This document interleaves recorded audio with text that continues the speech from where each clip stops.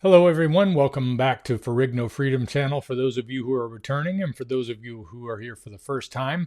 My name is Dante Ferrigno and I've been doing a carnivore diet now known as the Lion Diet for nearly 4.5 years, and it has just been the best thing that's ever happened to me physically. It's helped me mentally, it's even helped me spiritually. It's been an amazing ride. But today is not the day to talk about my diet. It's the day to take a look at somebody else talking about some things that are going on in the Make America Healthy movement that's going on with RFK Jr. And I like to watch these videos with you guys because I know many of you don't have time to watch a lot of the different ones that are out there. And I figure maybe, hey, we can watch them together. We can learn together. And it's nice to be able to see that there's a lot going on. As a matter of fact, I was recommended to take a look at this video in one of my recent hangouts on Healing Humanity's website, where I go for a weekly meeting on Sundays with a group there. And I was recommended this video by Ben Azadi that was talking about the 36 dangerous foods that RFK Jr. just banned. So let's take a closer look and see what's going on.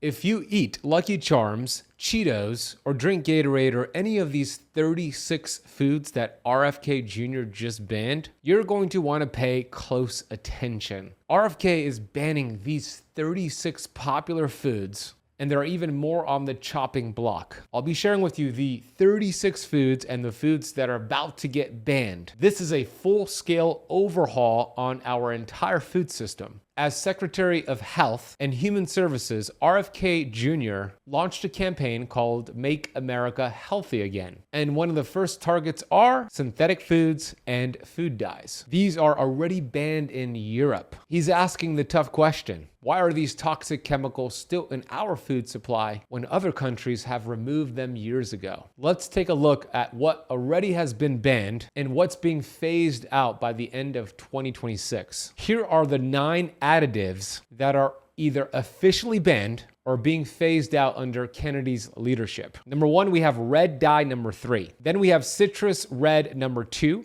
orange B, red 40, yellow 5, yellow 6, blue 1, blue 2, and green 3. Now that list probably doesn't mean much to you, but I'll show you the 36 foods you'll find those ingredients in. These synthetic dyes have been linked to everything from hyperactivity in children to potential carcinogenic effects, which is cancer-causing effects. And they're hiding in foods you see every single day. So which everyday foods that you're probably consuming contain these banned dyes? Here's a list of the most common offenders. Let's start with red 3 and red 40. You're gonna find this in Skittles, Lucky Charms, Pop-Tarts, which are the strawberry and the cherry variety, Fruit Roll-Ups, red Gatorade, Jell-O, and maraschino cherries. Then we have yellow 5 and yellow 6, which you'll find in the following foods: Cheetos, Doritos, Kraft Mac and Cheese, Mountain Dew, Fruit Loops, Twinkies, and instant ramen seasoning. Then we have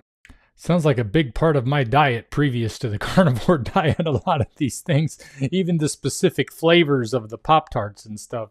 Unbelievable. blue 1 and blue 2, which you'll find in the following foods: Gatorade Frost, blue M&Ms, Kool-Aid, Ice Pops, and Ring Pops. Then we have green 3, which you'll find in mint gum, lime jello, green popsicles, frosted cookies, and cupcakes. Then we have citrus red number 2, which you'll find in Florida oranges, the dyed peel. Then we have orange B, which you'll find in hot dog casings. Now, these aren't just obscure products. These are found in kids' lunchboxes, gas station shelves, and school cafeterias. That's why RFK is saying enough is enough. Now let's talk about what's going to be banned next. These ingredients are currently under review or marked for future bans. We have titanium dioxide, which you're going to find in skim milk, chewing gum, especially from Trident, frosted donuts, coffee creamers, and store-bought salad dressings. Then we have brominated vegetable oil, BVO, on the chopping block, found in Mountain Dew, Fanta Citrus, older Gatorade formulas, and Citrus Fresca. Then we have potassium bromate, found in store-bought breads and buns, frozen pizza dough, and commercial bagels. Next, we have propylene paraben, found in packaged tortillas, low-fat snack cakes, cake frostings, and shelf-stable desserts. Then we have glyphosate, which is also called Roundup, found on wheat products, oats, soy, and corn. Even a lot of coffee contains Roundup. RFK wants it banned due to cancer risk. Next, we have high fructose corn syrup. Now, before I list those foods, I talk a lot about high fructose corn syrup in chapter 4 of my brand new book, Metabolic Freedom, where I discuss processed foods. High fructose corn syrup is mitochondrial poison. Your mitochondria are these energy batteries within your cells that help you produce energy, which helps you have energy, and they help you burn fat. As a matter of fact, so many diseases are linked to poor mitochondrial health. I could list them all for you. I'll list a few right now. ADD, ADHD, cancer, heart disease, diabetes. We also have autoimmune conditions, thyroid conditions. It's linked to poor mitochondrial health. When you consume high fructose corn syrup, it poisons your mitochondria, and it leads to fatty liver disease. There's an epidemic of non-alcoholic fatty liver disease, not only in adults, but unfortunately also in children. 90% of high fructose corn syrup is processed by your liver. And when you overload it with high fructose corn syrup, this very important fat-burning detoxification organ, the liver, can't burn fat, can't detoxify, leaving you feeling inflamed, causing weight gain and weight loss resistance, and a buildup of toxins. So here's where you're going to find high fructose corn syrup. So it's practically in everything that they used to put sugar in. And I remember thinking that if I switched to sugar, that'd be better off. True and not true, because sugar is still not good for you, but high fructose corn syrup is just like pure poison for your system. And it is so pervasive, especially in the things our kids drink. It's terrible stuff. And he is absolutely right about how it affects the liver, because fructose can be processed only by one organ, and that's the liver. Whereas sucrose, the other forms of sugar, every cell in your body can at least process those. But when you only have your liver doing it, you do get a high amount of non-alcoholic fatty liver disease. As a matter of fact, it's one of the reasons why it's also very high in the military right now, because so many of the foods that are prescribed by the guidelines that our nation goes by, that we feed our soldiers, that we feed people in hospitals, that we feed people in schools, the children in schools, the adults who are in colleges, loaded with high fructose corn syrup. Soda, barbecue sauce, ketchup, candy bars, and snack cakes. Then we have my favorite category to talk about, and I hope this definitely gets banned, and that's going to be seed oils, also called vegetable oils. In chapter 4 of Metabolic Freedom, I talk about seed oils and how they are also mitochondrial poison. They create something called oxidative stress. I want you to think about this. If you bit into an apple and you left your apple on your kitchen counter for hours, you came back and looked at that apple, what are you going to see? The part where you bit is going to turn brown. You probably see this when avocados go bad, bananas go bad. This is oxidative stress. When you consume vegetable oils, seed oils, this is happening. This browning effect is happening to all 70 trillion of your cells. There's a study I published in Metabolic Freedom from Dr. Martin Grudfeld that analyzed French fries that were fried in seed oils. And it showed essentially that one French fry consumed that was cooked in seed oils is equivalent to one tobacco cigarette smoked when they looked at the aldehydes that are produced. The aldehydes are cancer causing. And it's not only that, there's a process called lipid membrane reorganization, meaning when you consume seed oils, within hours, those seed oils embed into your cells. It happens in hours. And those fats, these bad fats, stay in your cells for years. The half-life of these seed oils are 680 days, meaning when you stopped eating them, 2 years later, half of them will remain in your body, creating chronic inflammation. I'll give you a list of these 8 seed oils, and then I'll give you a list of the foods commonly found with these seed oils. So here's the list. Write these down. Hopefully they'll be banned, but right now you got to identify them and not consume them. We have canola oil, corn oil, and cottonseed oil. Then we have sunflower oil, soybean oil, and safflower oil. Then we have rice bran oil and grapeseed oil. Dr. Kate Shanahan, author of Deep Nutrition and Dark Calories, calls these the hateful 8. You're going to find them in packaged foods. They're actually in 80% of our food supply. This is nuts, but the American Heart Association puts their stamp of approval on these seed oils. You're going to find them in chips, crackers, salad dressings, And of course, anything fried in restaurants will contain them. So hopefully they get banned. But in the meantime, what I do when I go to restaurants is I tell the server I'm allergic to seed oils. I actually use my seed oil allergy card where it says, "Dear chef, I have food allergies to the following oils." And it lists those oils I just stated, the grapeseed, the canola, the soybean. Can you use the following alternatives that are safe? That's going to be avocado oil, olive oil, butter, ghee, coconut oil. Even lard and duck fat are safer options. And you can get this seed oil allergy card for free by going to seedoilcard.com or clicking the link in the notes down below. Then we have That's pretty cool that he has that card to give out. And I was going to say that one of the things that being on a carnivore diet, I haven't touched a seed oil in almost 4.5 years, with the exception of the times that I've gone to restaurants.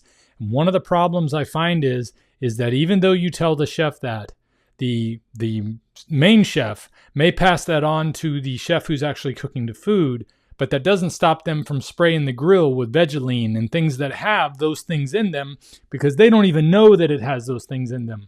Chefs and restaurants very often are not trained on these things at all. They are trained to look for vegan lifestyle, non-gluten lifestyle, and vegetarian lifestyle. Very few, if any, restaurants are trained on what's necessary for a carnivore lifestyle. And that lack of training leads to a lack of understanding about what they're even using on their foods. They don't think of them as bad because they've just been a part of their cooking lifestyle for so long. So that's one of the reasons that I avoid eating out. And even when it's something that's not fried, it can easily slip into your food. I've had different Wendy's when I've ordered patties, for instance, or McDonald's. Not McDonald's, but I've had patties at McDonald's, but Wendy's. I had one restaurant manager tell me, yes, we do use the oil spray on the grill. And then I've had other restaurant managers at Wendy's say they don't. So, if you get one and most of them don't even know what they use. So if you do get one, it's really hard to avoid, but those seed oils are awful. It's one of the reasons why, as a carnivore, I don't get sunburn anymore. The seed oils are a big part of what goes into our skin that makes us so susceptible to burning in the sun. And the sun is supposed to be your friend. We've been convinced by a lot of people in the climate change world and a lot of other crazy places that the sun is our enemy. I know they're talking about blocking out the sun in the UK, and they were talking about it during the Biden administration. These are just crazy things that we're hearing that are going on. The sun is not our enemy, but when we have the wrong foods in us, that's where the enemy begins, and it makes a lot of other things look like the enemy. Like, for instance, sugar makes salt look like the enemy because it tells your kidneys to hold on to that salt. And if you have diabetes or you have any issues with edema in your legs, they blame the salt. The salt is only being held on to because you're consuming sugar. So they're missing the point on what causes these problems. So banning seed oils, that's going to change the way a lot of people have to learn to cook, but it is such a necessary step because it's nothing more than engine lubricant, and it should never have been put into our diets. Anyway, I digress. Let me go ahead and let him get into his discussion on UPFs. Have ultra-processed foods called UPFs. Kennedy says these ultra-processed foods are a form of genocide, especially in Native American communities. He wants to ban them from government programs and school lunches. Now, I know, as soon as I brought up RFK and Maha, many of you watching and listening have been turned off. You probably are not even watching or listening anymore because everything is political and polarized these days. It is unfortunate, and there's a lot of pushback, but this matters. We live in a country, the United States, which is the wealthiest country in the entire world. Yet, we rank 37 in the world in terms of health. There are third world countries that are doing better than us. In the US alone, and I talk about this in Metabolic Freedom, we spend $4.6 trillion every year on healthcare. That would be the fourth largest GDP in the world if it was a GDP. Yet we are sicker than ever before, and pharmaceutical companies are richer than ever before. And what's interesting about that $4.6 trillion that we spend every year, 1 out of every $4 is spent on diabetes, primarily type 2 diabetes, which is a metabolic disease that is 100% preventable and 100% reversible. Something's got to change. And if that means it's RFK and Maha, I am with it. You should be with it too. You see, our body and our cells don't see red, don't see blue. They see health. They seek health. They want health. And if this is the change that's going to make it happen, I'm all for it. I know it's controversial and you might be put off right now, but it's needed. And these bans might raise food prices. That's something to consider. Some say the data is inconclusive on these additives, and some say it may open the door for overregulation. All of that may be true, possibly, but we know we live in a sick nation. I used to say the system is broken. The healthcare system is broken. I no longer say that. It's designed exactly and it's functioning exactly the way that it was designed. It's a cash cow. It's a subscription model. It is a brilliant subscription model. Think about this. You go to your convenience store, your grocery store, your gas station. The food in the inner aisles at the front of the store contain all of these ingredients, all of these foods I mentioned in today's lesson. It's cheap, it's available, it's convenient, and we eat it as Americans.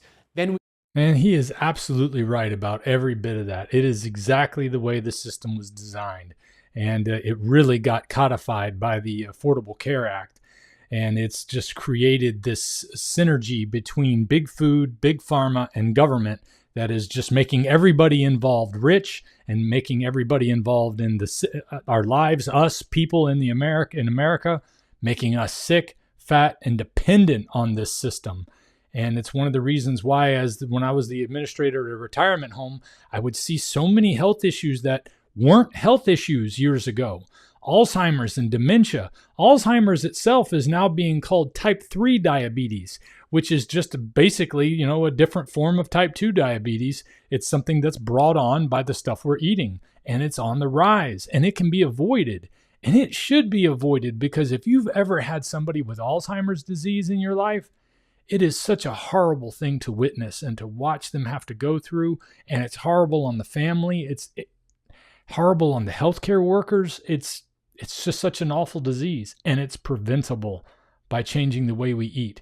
As far as prices go, prices are high on everything right now, and that's because of bad monetary policy that started many years ago when we were taken off the gold standard, going all the way back to the Bretton Woods system, but really taken to another level when Nixon took us completely off the gold standard, and then they just went nuts with fiat money, printing money like crazy, and inflation has continued to make our money worth less, more and more over time, and now that's why it costs so much to buy anything. I just am flabbergasted at the prices of everything I see these days, not just meat, not just these things. But when I want to go to McDonald's to get the patties that they have, and I see the cost of the value meals, I think I could have a steak for that price.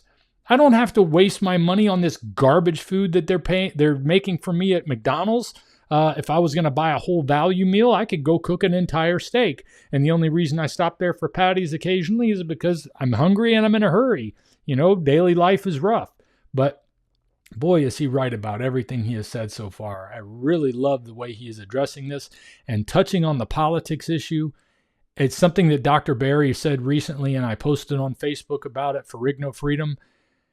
We didn't get into this to be talking about politics. It wasn't something that I wanted to do. I wanted to actually talk about health, but politics has forced us into this because of this system that we live in. We have to do something to change it. This seems like we're on the right track. Let me know what you think in the comments, because that's what I think, but I'm more interested in knowing what you guys think. So let me know. We get symptoms. We get inflamed, that leads to symptoms. And the average person goes to their doctor, makes an appointment because they have symptoms. Maybe it's brain fog, maybe it's high blood pressure, maybe it's high blood sugar levels, or maybe they just keep gaining weight. And the standard doctor will not ask the question, what are you eating? Are you eating these inflammatory foods? Let's talk about your lifestyle. No, that doctor is not asking that or thinking that. The doctor is going to think, what can I prescribe for you? And they'll prescribe that medication for the acid reflux, maybe it's an antacid, maybe something for constipation or diarrhea, maybe something for your high blood pressure, and they'll tell you to go back to that convenience store. But now, instead of coming to the front of the store, go to the back, to the pharmacy, and pick up your medication. You see how this works. The person is hooked. It's a subscription model. Look, I know this. Europe, Italy, for example. I talk about Italy and metabolic freedom. The average lifespan in Italy is longer than us in the US. They also have less obesity, less disease, and less diabetes. Do they work out more in Italy? Are there more gyms in Italy? Nope. There's a fraction of the gyms in Italy that we have in the US. Do they walk more? Yeah, they probably walk more. Do they have more community? Yeah, they probably have more community. But you know what Italy did that we have not done yet until right now? Italy in 2016 has banned a lot of these chemicals I outlined in today's lesson. Now it's time for the US to ban them as well. When you go to the supermarket and you buy a whole food, there are no ingredients. The potato, the avocado, the banana, the beef, there are no ingredients. But when you buy a potato chip, there are 20, 30 ingredients. A lot of the ingredients I mentioned here. So in the meantime, until these bans come through, eat single ingredient food. If you cannot pronounce an ingredient, if you see a long list of ingredients, these are frankenfoods. And human beings are the only species smart enough to actually create their own food and dumb enough to actually eat that food. Unfortunately, a lot of the fruits and vegetables on our shelves too are frankenfoods too, because they are being treated with a lot of the chemicals that he talked about, glyphosate being one of them, and a number of other things, because they make glyphosate-ready crops, and there's all kind of things going on where they use sprays to help them ripen on the way to market, and they crossbred them to be sweeter than they should be. So even though those are one ingredient foods, that's one of the reasons I'm carnivore, is because I stay away from all of the things that we have really destroyed, that have destroyed my gut, that led me to be on a carnivore diet. If it wasn't for the leaky gut problem that I had that was literally killing me, I would have never started on the Lion diet. But getting away from all of that stuff has changed everything. And even when I bring back the smallest amount of some of these vegetables, it really affects my gut negatively. Fruits overall, I've been able to consume, but they're so full of sugar, they bring me right back into my sugar addiction. They're just not like they used to be. When I was growing up and you ate an apple, it didn't taste like candy. Nowadays, you got these Fuji apples and these Honeycrisp apples that have been designed to be super sweet by crossbreeding them and genetically modifying them to make them something that they were never designed to be. That is the same concept that the food companies have been using to get you hooked on their foods, is to get that thing in your brain where their dopamine starts firing off, and it gets you in a habit of eating those things that you think are healthy, but they're actually not healthy because of what's been done to them. So if you're going to eat those type of foods, I would encourage you to grow your own from heirloom seeds, especially if you're feeding your children and you want to stick to a whole foods diet. No problem with me. I'm not saying carnivore diet is necessarily for everybody, but if you've had as much damage to your body as I had prior to starting, and you go back and watch my first video, 125 days on Lion diet, you can see where I came from and where it brought me to, then you might find that a carnivore diet, and specifically the Lion diet, might be right for you to get the healing that your body needs. So again, I am not saying that this is the way to go for everybody, but the amazing thing is most people have no idea that you can even do this, that you can live on beef, lamb, venison, and have a nice fatty meal and be healthy, healthier than I have been in my entire life at age 52, especially healthier than I was at age 48 when I started. So, and that's what I want for you, and that's why I share these videos. And that's why I also made the Ferrigno Freedom website, so you could learn more about what I'm doing, or if you want to be able to talk to me directly about how I do my way of eating that has changed things for me. I have a plan on there that you can go and join and be a part of regular meetings so that we can talk about it. I also have a whole page that's listed of the things that I use on this way of eating, and a lot of them are Amazon links or affiliate links. So anything you buy when you're there, it does support the efforts that I'm making here. So I just wanted to share that with you so you can know, and let's press on.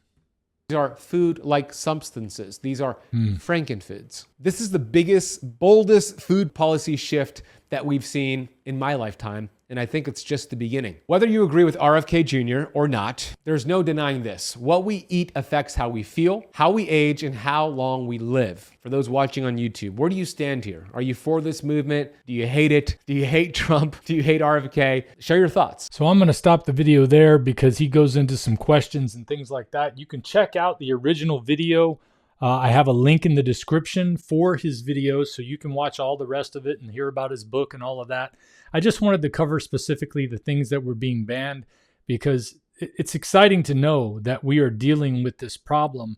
I have children. My older children have already grown up eating all this stuff. My son, when he was 18, had his gallbladder removed because he was trying to do the low-fat thing. I had my gallbladder removed back in 2002 for the same reason, because I was trying to avoid fat. And it just causes all that bile to sit in your gallbladder and sit there and turn into sludge. And then they eventually have to take your gallbladder out, which makes it even harder to digest fat. Does not make it impossible. I've been doing my carnivore diet for 4.5 years without a gallbladder.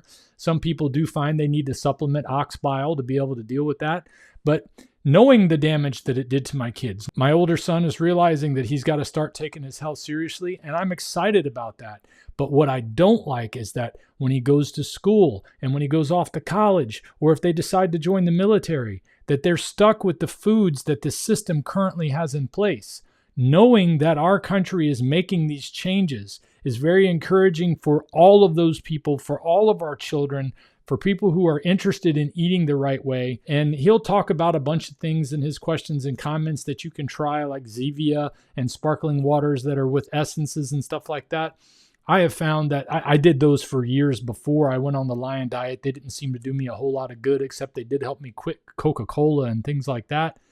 But in the long run, the real benefit has come by doing a carnivore diet, because once your health is bad enough, or maybe you just want to find out what carnivore diet can do for you, give it a try and see what it'll do, because it has worked miracles for me and hundreds of people who have left comments on my videos in the past. I have an entire playlist where I have carnivore conversations with people that have come from all walks of life, previously vegans, previously on the standard American diet, previously doing vegetarianism or whatever. And they've been able to deal with issues that you would just never think changing the way you would eat would change things. Things like cancer, psoriatic arthritis, psoriasis, multiple sclerosis, just a number of issues. Biggest one has probably been obesity, but obesity is what leads us to a lot of these things. A lot of these chronic diseases that we have today are all coming from the foods that we eat, and they just power the healthcare system with plenty of money.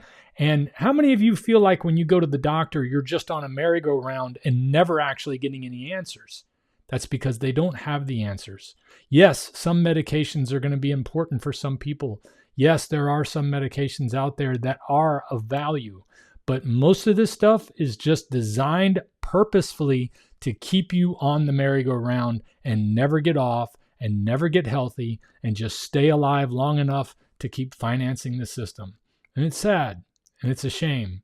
And I'm hoping that we're going to see some change thanks to RFK Jr. and what he's doing with Make America Healthy Again.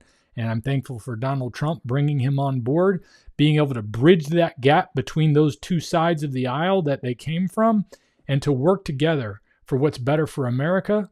And I think that, a lot of the world follows what America does in some cases. And this is just another way that we can show that proper leadership. I'm thankful for all my overseas viewers. I am not trying to exclude you as we talk about Make America Healthy Again, because I know there's a lot of work that needs to be done in your countries. I talk to people in the UK and places over in Europe where meat prices are just ridiculously high. And it all has to do with certain agendas that don't have anything to do with making you healthy. So I really hope to see some changes in your countries as well. And I wish you all the best. Thanks for joining me today. I will see you guys next time. If we pay extra, could we maybe get some grease or fat?